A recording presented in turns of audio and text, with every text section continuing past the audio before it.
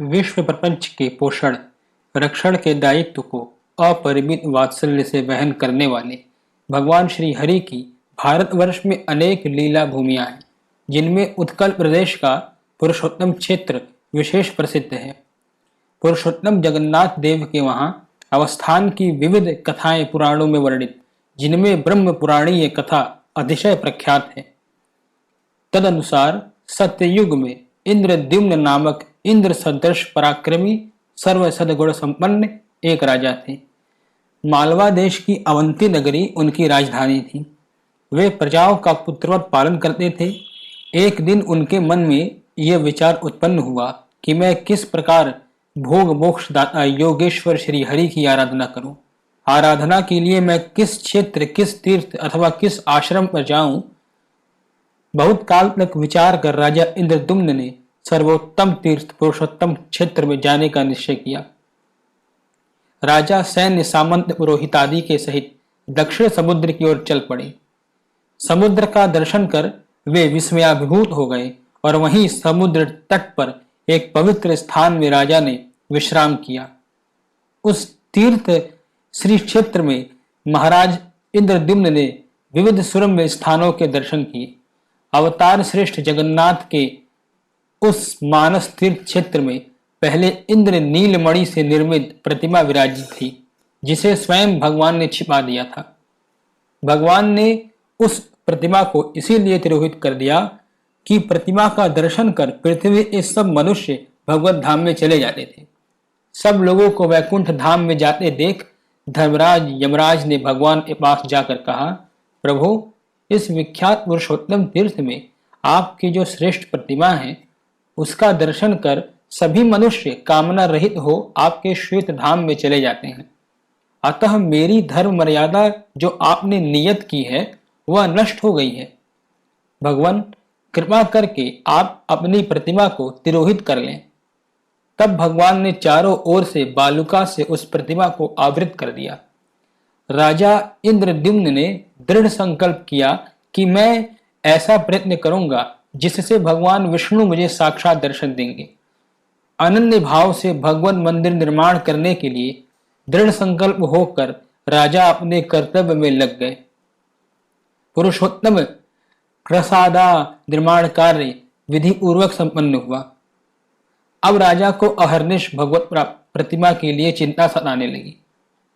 वे सोचने लगे, लोक पावन पुरुषोत्तम विग्रह की मैं किस प्रकार प्राप्ति कर सकूंगा, कैसे विष्णु प्रतिमा का निर्माण किया जा सकेगा।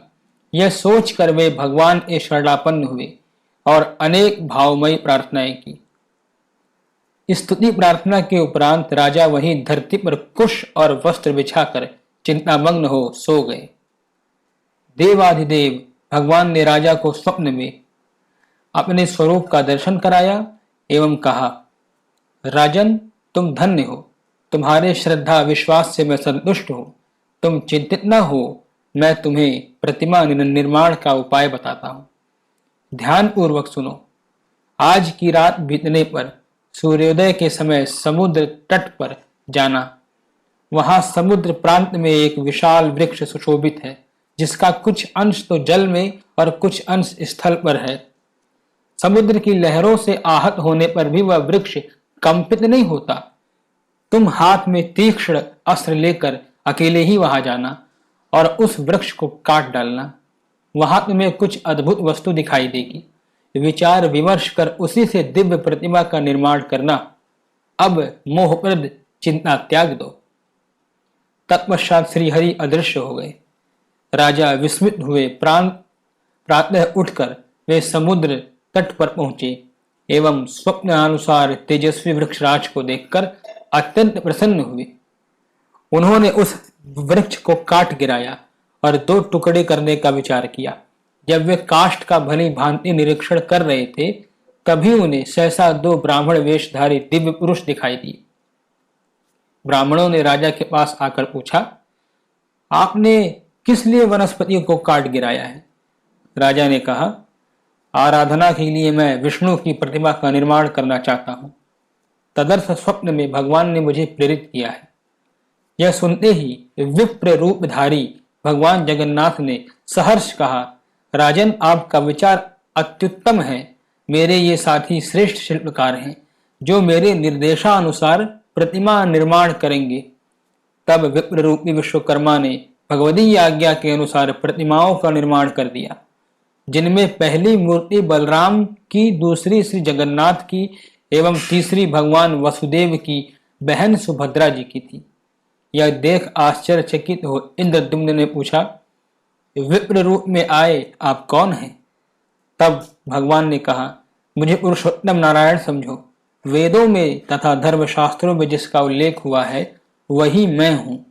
संसार में जो कुछ वाणी द्वारा वर्णनीय है वह मेरा ही स्वरूप है। इस चराचर विश्व में मेरे सिवा कुछ भी नहीं है। भगवान की वाणी सुनकर राजा के शरीर में रोमांच हो आया।